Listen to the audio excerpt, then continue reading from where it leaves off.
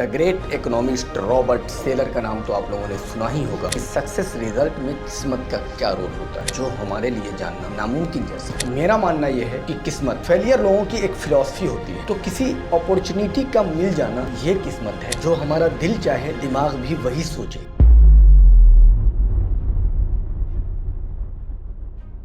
कामयाबी दोस्तों, आज मैं आपको बताऊंगा कामयाबी है क्या। कुछ लोग पैसे कमा लेने को कामयाबी समझते हैं, कुछ लोग अपने बच्चों की सही परवरिश कर लेने को कामयाबी समझते हैं। ये कामयाबी कितने तरह की होती है? कामयाबी तो कामयाबी है, कामयाबी एक ही होती है। ये इस बात पर जरूर डिपेंड करता है कि आपकी नज़र में कामयाबी के क्या मायने हैं, आपको कामयाबी को देखने का नजरिया कैसा है। जहाँ पर आपको तसल्ली मिल गई वही कामयाबी। और एक कॉन्फिडेंस वाले आदमी को तसल्ली जल्दी मिल जाती है। कॉन्फिडेंस वाला आदमी अपने किए हुए काम से सर्टिफाइड जल्दी हो जाता है, इसलिए वो कामयाब भी जल्दी होता है। और जिसके पास कॉन्फिडेंस की कमी होती है और जो हमेशा कंफ्यूज रहता है, वो अपने ही किए हुए काम में हमेशा अलग अलग तरह के एक्सपेरिमेंट करता रहता है। मतलब उसे अपने ही किए हुए काम पर भरोसा नहीं होता और वो हर बार नाकाम होता है। लाख अच्छे तरह किसी काम को करने के बाद भी उसे तसल्ली नहीं होती और वह एक ही काम को बार बार दोहराता जाता है और जब थक जाता है तो उस काम को छोड़ देता है।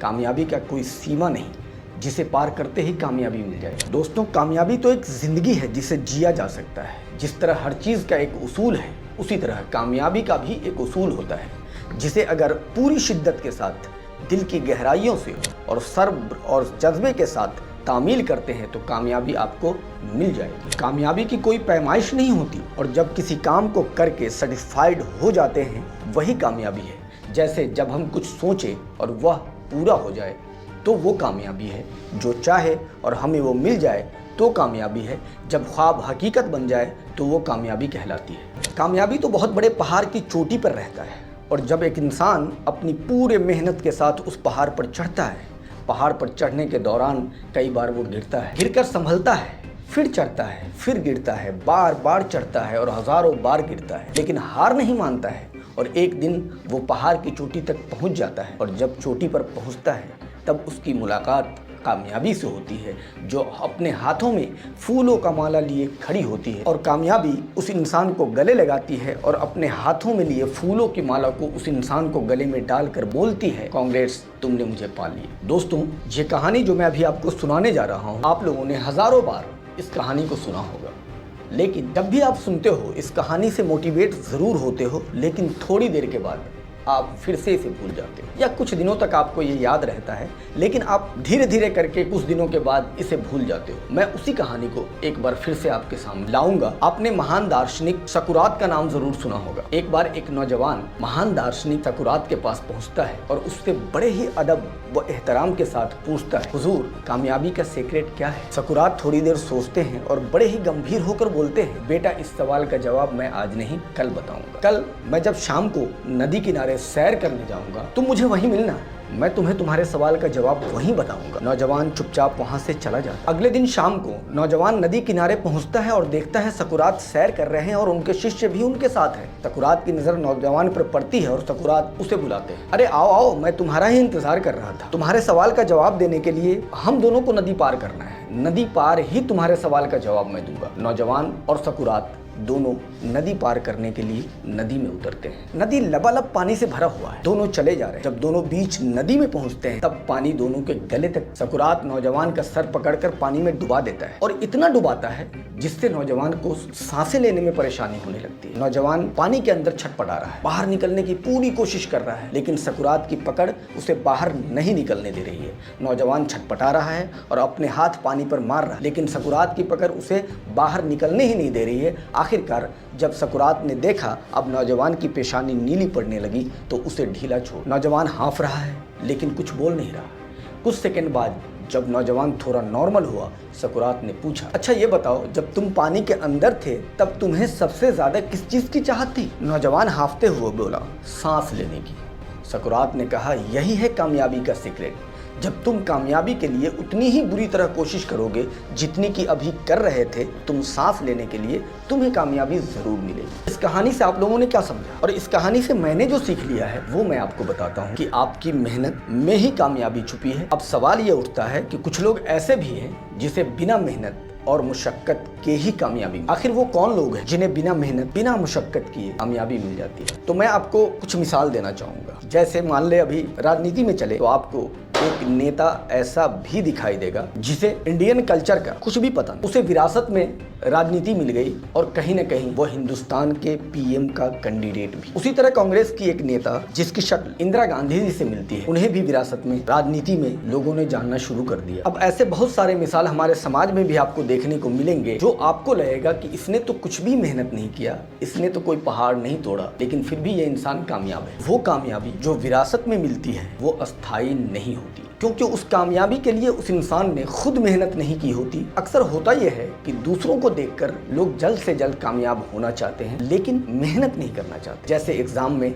नकल करके बच्चे पास तो हो जाते हैं लेकिन उसकी पढ़ाई उसके अपने जिंदगी में किसी काम नहीं आती। आरक्षण के दम पर बहुत सारे बच्चे नौकरी तो कर लेते हैं, आरक्षण के दम पर बहुत सारे लोगों को टीचर बना दिया जाता है, शिक्षक बन जाते हैं, लेकिन उसे पढ़ाई का कोई इल्म नहीं होता। वो जब बच्चे को पढ़ाने जाते हैं तो अपने आप को शर्मिंदा पाते हैं। आरक्षण के दम पर बहुत सारे लोग ऐसे हैं जो डॉक्टर बन जाते हैं लेकिन उसके पास नॉलेज नहीं होता, इसलिए उसकी डॉक्टरी नहीं चल पाती है। इसीलिए कामयाबी हमेशा अपने दम पर होनी चाहिए, न कि हमें विरासत में कुछ मिल गया और हम अपने आप को कामयाब समझने लगे। तो दोस्तों, कामयाबी इंसान का नजरिया है। कामयाबी को हम पूरी तरह से पैमाइश नहीं कर सकते, उसका कोई पैमाना नहीं, हम उसको नाप ही नहीं सकते। कुछ लोग कामयाबी को सिर्फ किस्मत के ऊपर छोड़ देते, लेकिन ऐसा है नहीं, क्योंकि मेरा मानना यह है कि किस्मत, फेलियर लोगों की एक फिलॉसफी होती है जो कि उसे सिर्फ तसल्ली देती है। असल में देखा जाए तो किस्मत हमारे अच्छे बुरे कर्मों का फल होता है। किस्मत को किसी ने नहीं देखा। अगर हम कहीं फेल हो जाते हैं तो हम ये कहकर अपने आप को तसल्ली दे देते हैं कि चलो ये मेरी किस्मत में था। और जब हम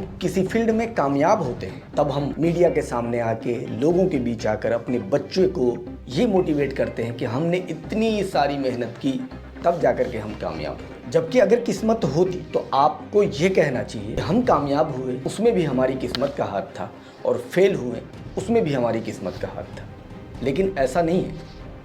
जब हम कामयाब होते हैं तो हम कहते हैं कि ये मेरी मेहनत थी, और जब हम फेल होते हैं तो कहते हैं कि किस्मत में लिखा था, चलो हो गया। सच तो ये है कि हर इंसान अपनी किस्मत का विधाता खुद होता है, वो अपनी किस्मत खुद बनाता है। एक बात बताओ, हमारी शादी होती है, हमारे बच्चे होते हैं, तो वो बच्चे जब वो अपनी किस्मत लेके आए हैं या जो जैसा हम चाहते हैं वैसा हमारे बच्चे बन जाते हैं। कोई बच्चा अगर पैदा हुआ और उसे हम बंद कमरे में कहीं जा कर के रख दे, जहाँ पर कोई इंसान का आना जाना नहीं है, जहाँ पर आबो हवा नहीं लग रही है, जहाँ का एनवायरनमेंट सही नहीं है, और उसको एक बंद कमरे में जाके डाल दे, 20 साल के बाद जब उस बच्चे को हम वहाँ से निकालेंगे तो मालूम है क्या होगा? वो बच्चा गूंगा रहेगा, न तो बोल पाएगा, न सुन पाएगा, न किसी की बात को समझ पाएगा। तो क्या उसकी किस्मत में ये लिखा था? हम अपनी किस्मत खुद बनाते हैं, उसे कोई दूसरा नहीं बनाता। मैंने पहले भी कहा है और अब भी कहता हूँ, अपनी किस्मत का विधाता एक इंसान खुद ही है, लेकिन उसकी एक शर्त है कि वो अपने गोल के लिए अग्रसर होना चाहिए। जो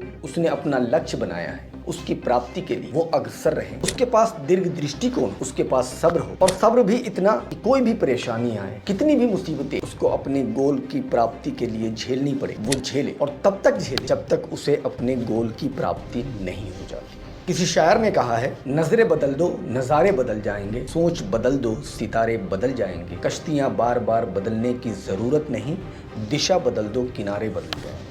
तो अब मैं आपको समझाता हूँ कि कामयाबी की हकीकत क्या होती है। क्या कामयाबी के पीछे उनकी किस्मत है, या फिर वो अपने मेहनत, अपने नज़रिए, अपने दूर तक सोचने वाली सोच से कामयाब होते हैं? मैं भी मानता हूँ कि कहीं ना कहीं कामयाबी के पीछे किस्मत का भी हाथ होता है, लेकिन किस्मत को असल मायने में अगर देखा जाए तो किसी अपॉर्चुनिटी को मिलना किस्मत है। मान ले हमने MBA किया और MBA करने के बाद मैं लगातार कोशिश कर रहा हूँ कि कहीं IT सेक्टर में मुझे कहीं जॉब मिल जाए, यहाँ वहाँ दर दर भटक रहा हूँ, मुझे जॉब नहीं मिल रहा है, लेकिन लगातार कोशिश के बाद मुझे एक अच्छे कंपनी में जॉब मिल जाता है। ये मेरी किस्मत थी कि मुझे उस अच्छे कंपनी में जॉब मिल गया। अब उस कंपनी में क्या डिसिप्लिन चल रहा है, कैसे मुझे रहना है, कैसे बॉसेस के अधीन हमें वर्क करने हैं, ये सारी बातें किस्मत पे डिपेंड नहीं करती। ये सारी बातें हमारे इख्तियार में होता है कि हम कैसे उस चीज को मैनेज कर सकते हैं। तो किसी अपॉर्चुनिटी का मिल जाना ये किस्मत है, न कि वो सारी बातें अच्छे बुरे जो हमारी जिंदगी में तरह तरह की घटनाएं हमारे साथ होती है, उस सारे खेल को हम किस्मत पर ही नहीं सौंप सकते। कुछ बुरे कर्म होते हैं जो हमारी किस्मत से अलग होते हैं, और और अच्छे कर्म जो हम अच्छा करते हैं वो भी हमारी किस्मत से अलग ही होता है, लेकिन कहीं ना कहीं उस अच्छे कर्म को हम किस्मत पर थोप सकते हैं। कुछ लोग कामयाबी का सीधा सीधा रिलेशन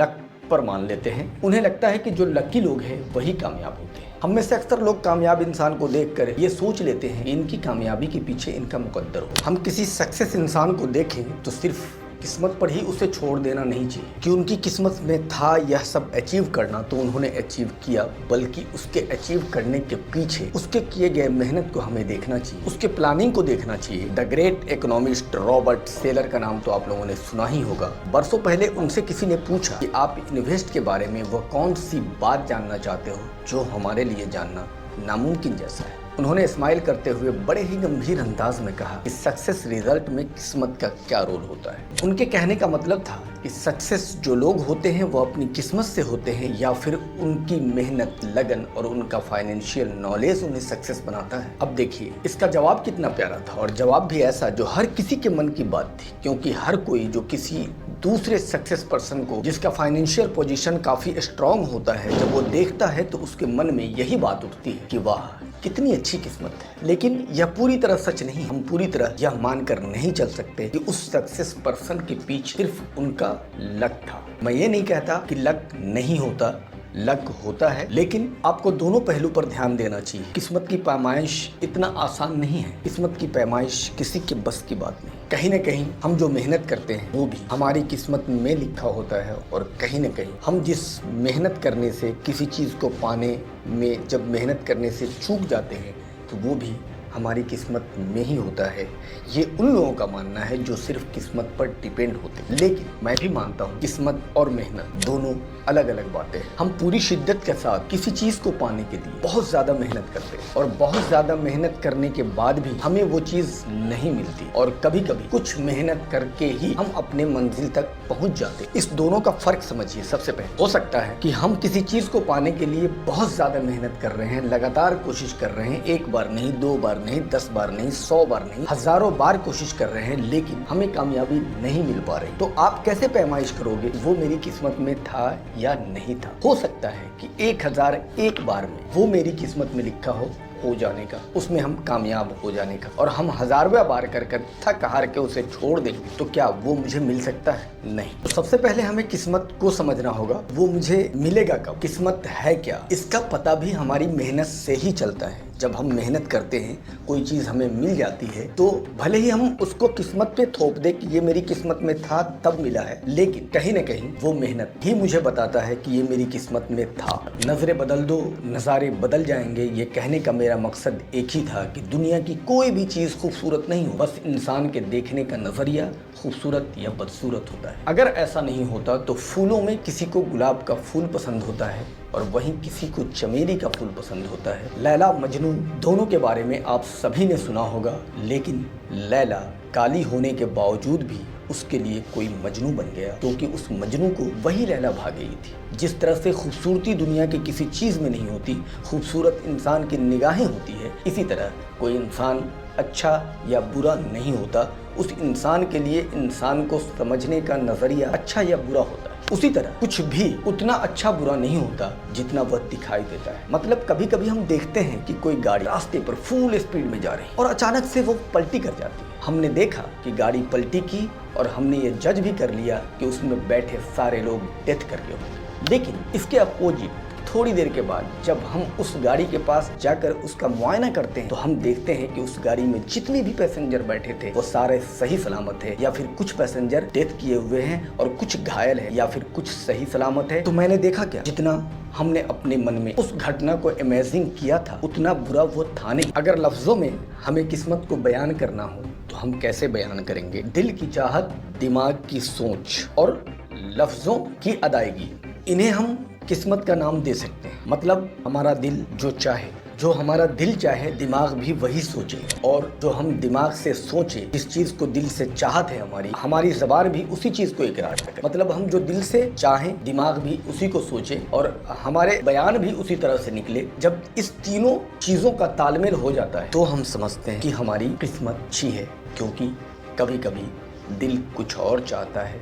दिमाग कुछ और सोचता है और हमारी जुबान कुछ और इकरार कर रही होती है। तीनों का तालमेल कहीं नहीं बैठता, मतलब वो चीज़ हमारी किस्मत में नहीं होती। लेकिन आखिर में मैं एक बात आप लोगों को ज़रूर कहूँगा, किस्मत की पहचान भी हमारी मेहनत ही कराती है। हम अपनी मेहनत से ही ये जान पाते हैं कि किस्मत है क्या। बाकी दिल की बातें बताने में, कुछ समझाने में अगर हमसे किसी तरह की कोई गलती हुई हो, मैं माफ़ी चाहता हूँ। बस एक रिक्वेस्ट ज़रूर करूँगा कि इस नाचीज़ को अपनी दुआओं में याद रखें।